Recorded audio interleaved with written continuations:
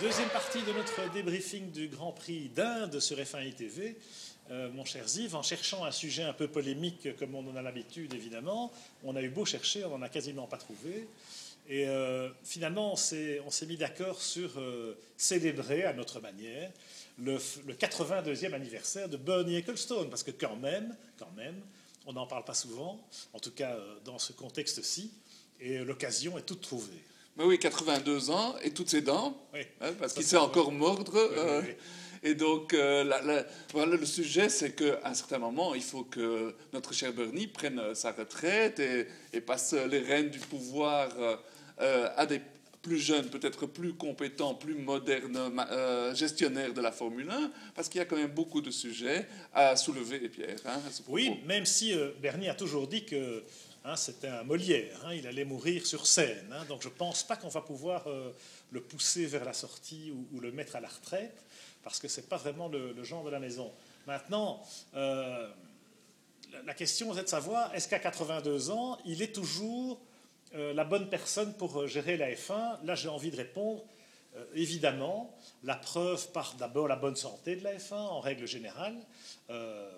Il y a quand même du monde dans les tribunes, il y a toujours autant de monde à la télé, et puis surtout l'extraordinaire capacité de visionnaire de Bernie, qui a quand même colonisé l'Asie en une dizaine d'années, quand on voit la réussite de tous ces grands prix asiatiques. Et puis maintenant aussi, toujours un coup d'avance et repartir vers l'ouest avec la reconquête des États-Unis. Franchement, Bernie, chapeau, et je ne vois pas qui d'autre pourrait fédérer le business comme il le fait. C'est vrai, il a quand même beaucoup de mérite, il ne faut pas les lui enlever, mais il y a un grand problème en Formule 1, Pierre, c'est que la distribution des revenus n'est pas faite de manière équitable du tout.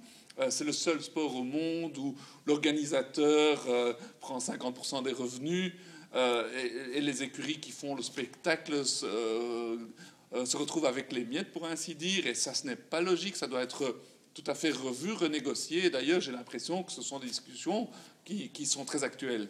C'est vrai qu'on en parle, mais quelque part, vous savez, c'est vrai qu'il prend 50% des revenus. C'est pas Ecclestone tout seul qui prend 50% des revenus, c'est CVC, un fonds d'investissement qui a simplement racheté les droits commerciaux qui ont été cédés par la FIA à l'époque de Max Mosley, on le sait. Alors bon, évidemment, tout ça est un peu nébuleux, mais Ecclestone là-dedans, lui, il a bien joué le coup. Il a vendu le business une fois, deux fois, trois fois, quatre fois. Il est billionnaire, comme on dit là-bas.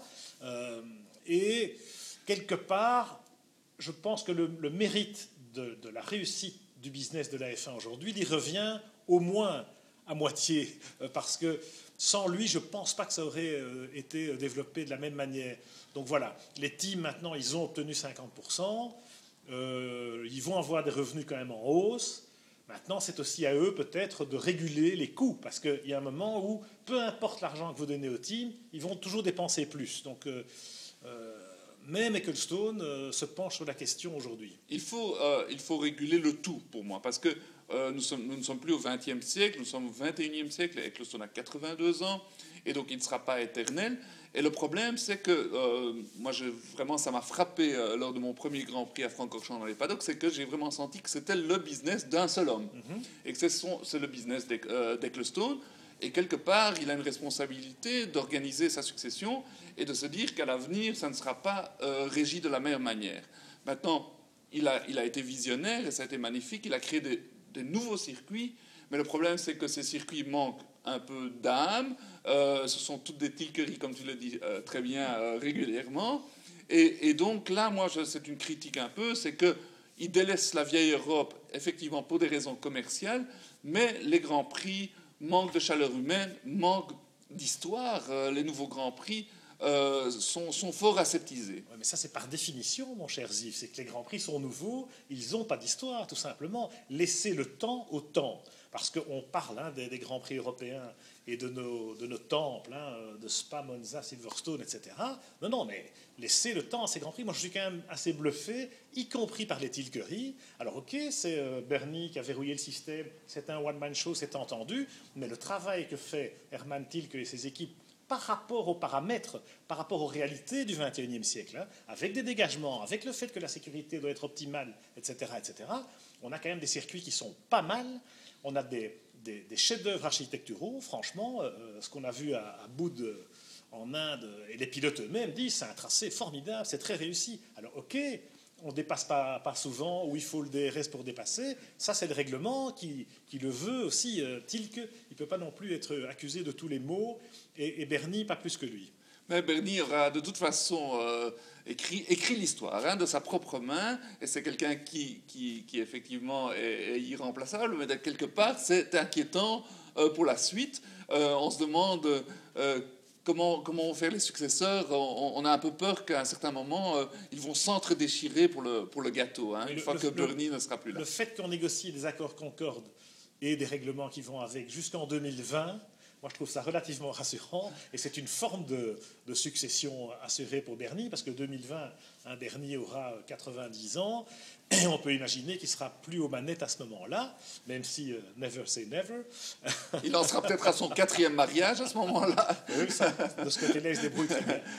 Il faut saluer aussi, on parlait de visionnaire, un autre exemple, c'est vrai que c'est le parrain, c'est le type qui contrôle tout, mais regardez ce qui est arrivé avec le circuit Paul Ricard, par exemple, qui était, pour ainsi dire, laissé à l'abandon. La famille Ricard voulait s'en débarrasser, personne ne s'y intéressait, personne n'était prêt à investir dedans. Bernie l'a fait, tout seul. Il a remis le Ricard au niveau, c'est-à-dire qu'il en a fait un espèce d'exemple de circuit du XXIe siècle en termes de sécurité. Et tous les promoteurs, organisateurs de Grands Prix des pays émergents viennent au Ricard pour voir ce qu'il faut faire. Et puis maintenant, il paraît que le Ricard va revenir au calendrier 2013 avec un Grand Prix de France, ce qui serait quand même formidable.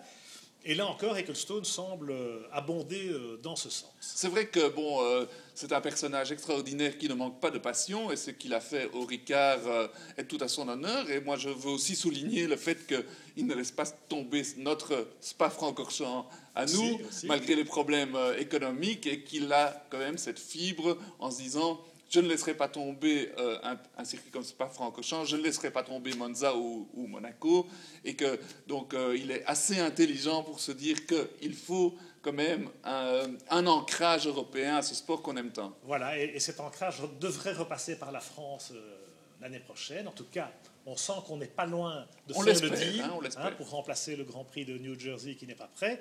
Alors comment ça se passera par la suite, c'est une autre histoire, mais ce qu'il faut, c'est mettre le pied dans la porte. Et là, je pense que les gens du Ricard l'ont bien compris, pourvu que ça fonctionne et qu'on ait un Grand Prix de France l'année prochaine.